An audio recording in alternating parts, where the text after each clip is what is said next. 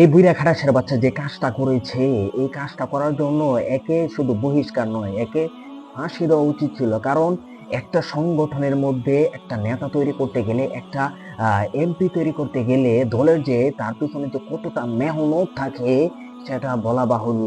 আর জামাত ইসলাম এটা তো তা আরো কঠিন। প্রথমে সহকারী সদস্য ফর্ম পূরণ করতে হয়, তারপর কর্মী হইতে হয়, তারপর সাথী হতে হয়, এরপর অনেক বই টই পড়ে, আমি যেমন জানি আর কি, বই পড়ে তারপর রুকন হইতে হয়, নামাজ কাজা করা যায় না।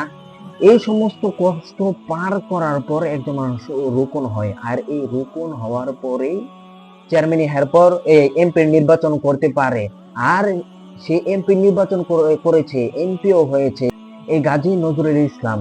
আর সে কাজটা কি করেছে, সে শুধু একটা ভুল করেনি, সে শুধু একটা অপরাধ করেনি, পুরো একটা দল তাকে সে সমালোচনার মুখে ঠেলে দিয়েছে, একটি দলের গায়ে কালো কালি লাগিয়ে দিয়েছে।